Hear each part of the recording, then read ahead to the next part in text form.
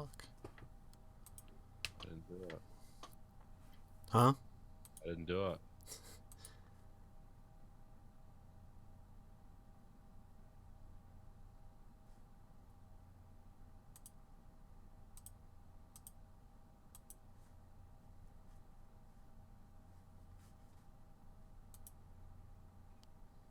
Fuck.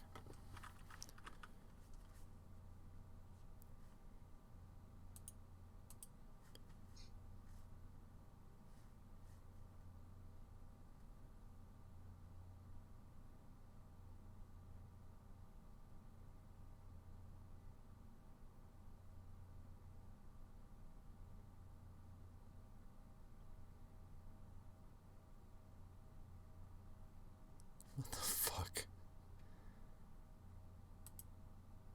What's going on? It's like it's saying video output low, and then the stream will stop. Then it'll say stream complete, and then it'll start up again.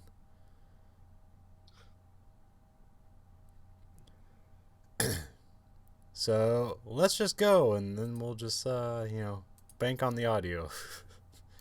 All right. And away we go. Let me start recording, or Yeah.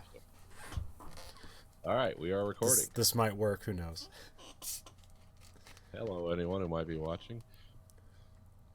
From the industrial wastelands of Michigan to the fruited plains of Iowa, this is the American Greed Factory. Why will they do it? Sheer perversity.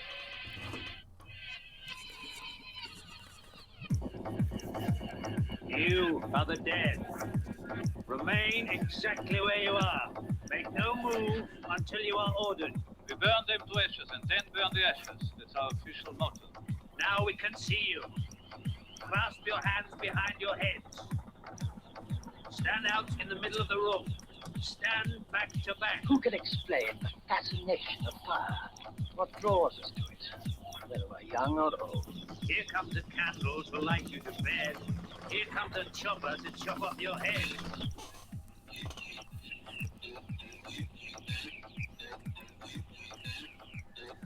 And welcome to the American Greed Factory podcast. This is Nathan. And this is Conlon. And we're here, and we're live. We may or may not be streaming. Yeah. Yeah. But that's okay. Whatever. Whatever happens. We're going to get this out to you, our huge fan base, I promise. Everyone's going to be clamoring for their next episode of the Greed Factory. When can we get our next segment of disinformation? Yes. Why aren't these guys right about everything? What their research staff must be terrible. They obviously don't know what they're talking about. We don't pay our interns. It's just a constant loop. But they come in there, we give them shit jobs, we burn them out, and then we replace them really quickly like that. Yeah, it's a rough cycle. But you get college credits, so fuck you. Yeah. When we get rid of you, we just pass a note under the door.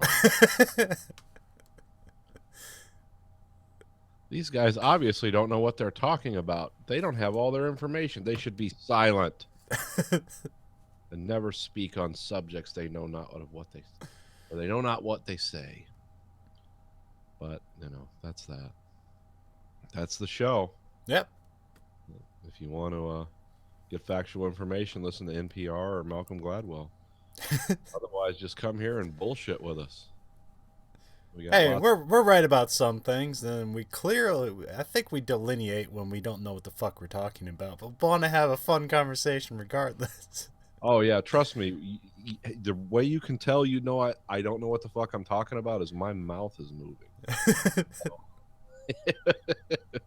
That's the gold standard. But I know what I like, and I know what I don't like. And I can't exactly articulate why. That's why I drink. Not in touch with my inner self, with my feelings. And I know, people think I have like weird eye contact, and because I'm not exactly looking. Just because I'm not looking at the camera like this, I can't see anything if I'm doing this. If I look to the left or to the right, or if I'm interested in what you're saying and I'm looking down, that's because that's where you are. See, I always explain, like, if I'm not looking at when you're talking, it's because I'm aiming my ears in your direction so I can hear you better. Well, no, I'm just talking. I've watched some of the stuff on YouTube we put out, and it does look like I'm looking in a weird direction, but that's because there's like 3 or 4 things around me. Yeah, So I'm yeah. not looking directly at the camera like a news anchor. Hello, America. Yeah, see, my camera's kind of up high, so I'm looking at the screen, so the eyes is a little bit above it, so I wouldn't really look up there anyway. I just always keep my camera tilted up because I don't want people to know how fat I really am. Disappointed. If they can't tell by my voice and the heavy breathing. But anyway, that's our show, and there we go. We just developed a new machine. Wait by audio. Yeah. You send us your audio recording, we'll tell how fat you are.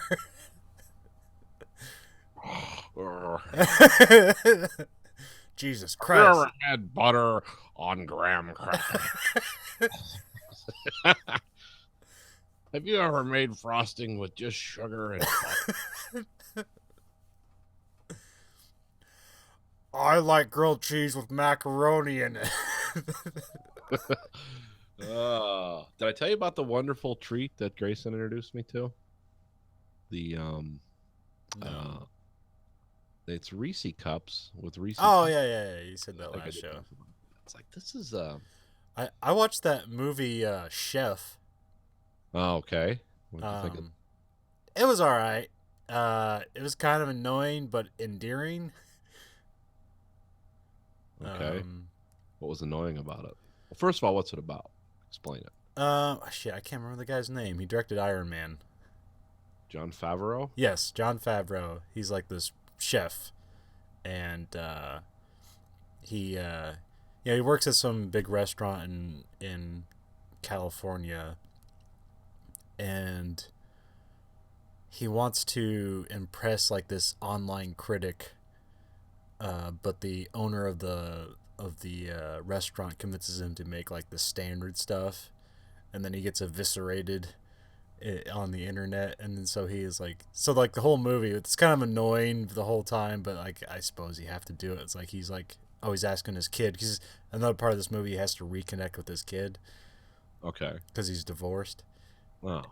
And so he's like Twitter and like, what's this? Well, what's this internet thing? What's social media? So he's always constantly going to his kid about that. So he inadvertently creates like a Twitter war with this critic, and then ends up being a crazy guy in the internet, and then quits his job, and then no one will hire him. And then so his wife has business deals with her other ex-husband, and he gets a food truck that him and the kid fix up, and then they're making food and going across the country with it. Oh, okay. And he basically rediscovers his cooking and all that shit in that. But anyways, there's a scene in that movie where he just makes a fucking grilled cheese sandwich that is like the most complicated grilled cheese sandwich you'd ever see. Like 3 kinds of cheeses. Yes. It's Okay. like 4 different kinds of cheeses, all like layered in specific ways, like almost like it's a lattice pattern of 4 different cheeses. He's cooking. He's like puts butter on like on the stove, and then he's cooking both sides of the sandwich before he puts it together, and then kind of like flips it around until it's a nice golden brown and it's all chewy and all that shit like that. I was like, shit. What's this recipe? Write the producer. How did you do that? Well, then at the his like chef consultant is like showing him how to make this fucking sandwich on camera. He's explaining it. It's like the funniest thing. He's like, if you fuck this up, then you fucked up your life, and shit like that. It's like, yeah, this guy's intense. Yeah, that's pretty hardcore. And it's like little stuff. It's like little ideas, like, okay, throw the butter on here, find the heat, and that was like the thing or whatever. But it's like it's not the greatest movie, but I think it's endearing and like worth a watch. It's on Netflix, so. Oh, okay. Maybe I'll check it out. Interesting food stuff. John Leguizamo, like once again, just popping up out of nowhere. He's like in every movie now as like a side character, and he's not completely terrible. Well, that's good. And there's one interesting scene where they're making the first sandwiches for their food truck, and they got a bunch of like Cuban laborers to like put the stove in the truck, and so they said like, yeah, if you help us do this stuff, we'll give you free food, and so that's the first thing they make. And so the kid has to like, it's like this George Foreman type grill thing. There's some fancy name for it, but I can't remember it. Panini maker. Yeah, but it's even more like, you know, has a like cantilever sandwich press or some shit like that. That's a panini maker, I get you. So like the kid like burns a sandwich, and he's like, and he like throws it on the thing to get wrapped up, and then like he looks at it, he's like, "What's that?" He's like, "You gonna serve that?" And he's like, "What do you care? Like they're getting a free food." And then like he takes him to the side, and he's like, "Look, this thing, look, cooking is my life. Like I love this. Like I love you, but this is like I make people happy with this. This is my life." It's like, "Are we gonna fucking serve them a burnt sandwich?" He's like, "No." Okay, good. I guess not. Yeah, it's kind of weird too. Is that it's like it's not. It's almost family friendly, but like there's plenty of swearing and everything. So it's just kind of just like the movie exists almost in reality. Until you have the weird Twitter stuff, and then they have like graphics that like will fly on screen of like people tweeting and shit like that. And when people tweet, there'll be a little graphic of a bird flying in the air, and that's when it gets annoying. Oh, okay. So yeah, it's cutesy and dark, huh? That's not really dark, but Yeah. Well, if people are destroying your life and yeah. bothering you. But yeah, so I saw that just on a whim. Oh, okay. I forget what that was in regards to, but whatever. I saw that movie. Oh yeah, the complicated fucking yeah, just watch that grilled cheese sandwich in that. If you're gonna watch anything in that movie, just watch that fucking grilled cheese sandwich. That sounds pretty cool. The curated grilled cheese sandwiches. Yeah. Yeah, they oh, that sounds funner than what I've been watching lately. I finally tapped back into Man in the High Castle season 2. Oh yeah. It's just enough to make you slit your wrists. It was always a dark, weird, moody book and TV show, but boy, they just jumped the shark this year. I mean, Really? I it's think I just got so- to the second episode of the first season. I just never caught up to it. Like I've never been in the mood to watch it. it's a weird show. It creates a kind of a weird I don't know, it's almost unrelenting. It's not bad, there's nothing wrong with the quality of it. It's just unrelentingly depressing and weird. And it doesn't seem people's motivations are understandable, but also the big compelling. You can't relate to anybody in the show. Yeah, no, you can't. And even the things they throw in that try to make the people relatable, it's like, well, this guy's still a monster no matter which way you cut it. So. But that's yeah, I've kind of tapped out of that for a while. That's well after but then you had the Westworld orgasm this year, so We get the Expanse in just one more month, or like couple weeks, I guess, or 3 weeks. yeah, I'm almost done with that book.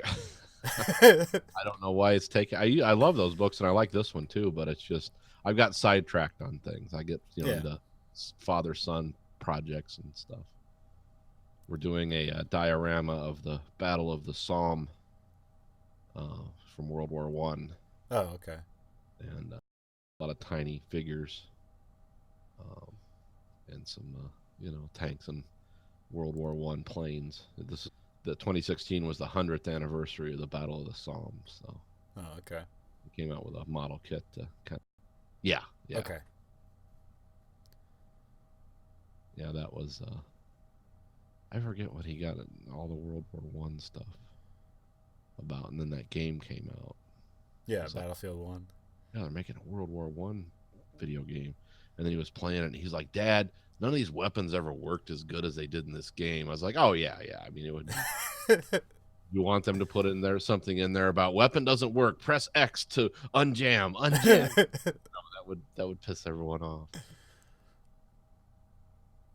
Yeah, that's our favorite. I told him, I said, "Yeah, that's the steampunk war." World War One. There's a lot of strange technologies coming into play, not fully understood. A lot of heavy brass and gears in that war.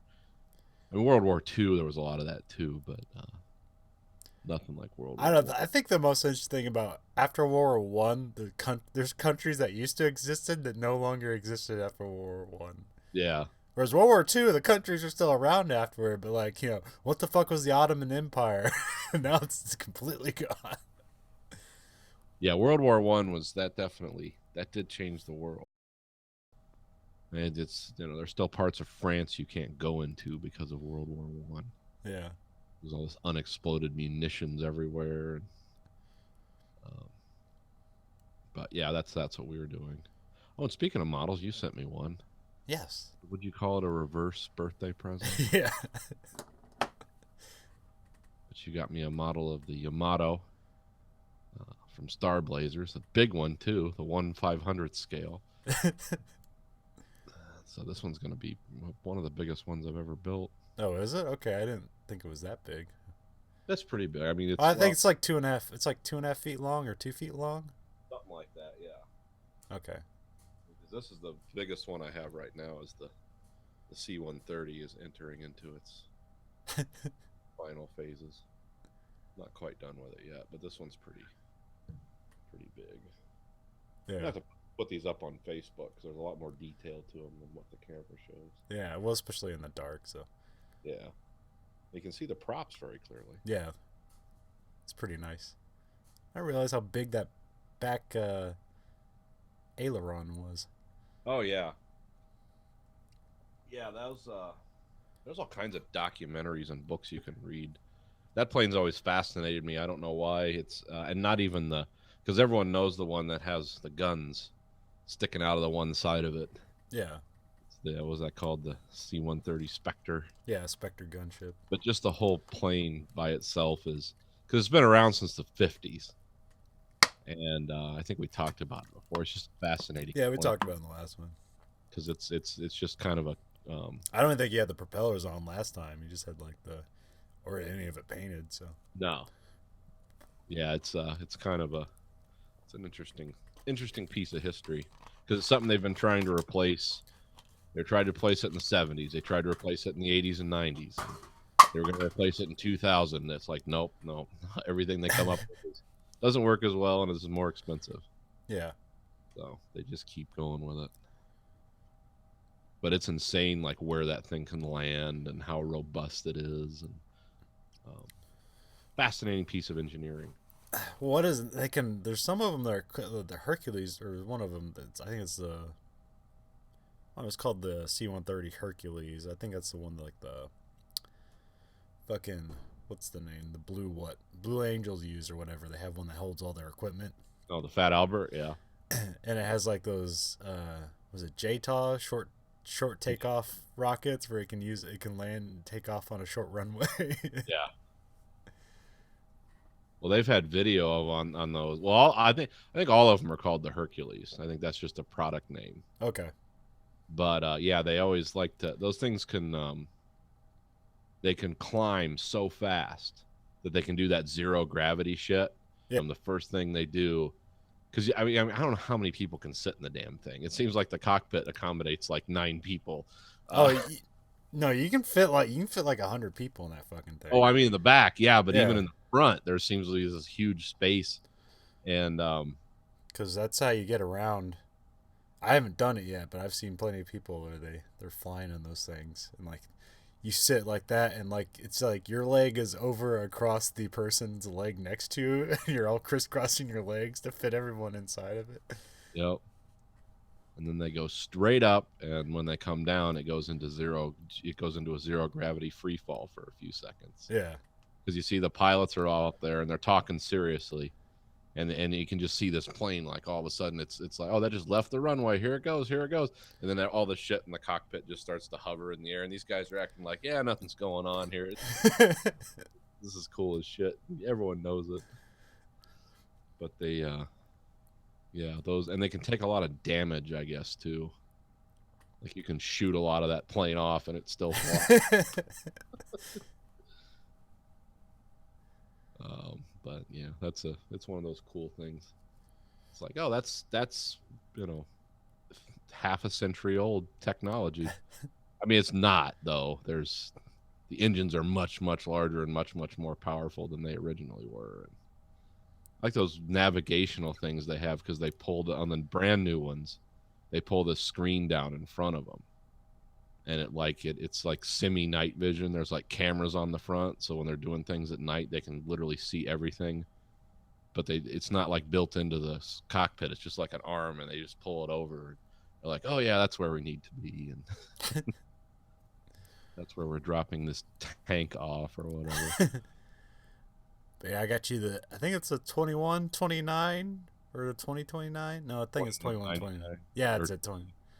Yeah, it's the new animated version. Well, I think it's a remake of the old one. I think that's the year it takes place, even though the old one was 2199.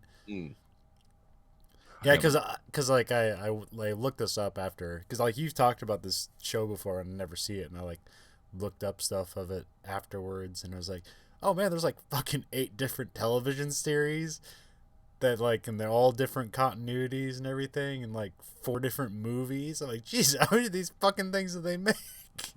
Well, now the one I watched, the one that I grew up with as a kid, was the one that was like from 79 to 82. Yeah. It was an import from Japan, because the Yamato, which is the ship you got me, was not called the Yamato, it was called the Argos. Yeah. Because they thought for American audiences, the Yamato would have negative connotations because of the Second World War, when actually it's like, oh no, that was one of our great victories. We didn't want to face the Yamato head to head because it would cause huge amount of destruction, and our ships were just not capable of defeating something that powerful. But we could use a dive bomber and drop a bomb on top of it and sink it. So it's like, yeah, but so in America, the ship was called the Argos, but now everyone knows it because I watched. You can find all the original ones from that era that were done for the American audience, and after you sent me that model, I rewatched a bunch of them, and I was like, oh wow, this is kind of dark and weird. Yeah. Well, I mean, that's every Japanese cartoon. Yeah, but this one, this would be like, I don't know if Star Blazers was one of the first examples of that. Well, I remember there was one.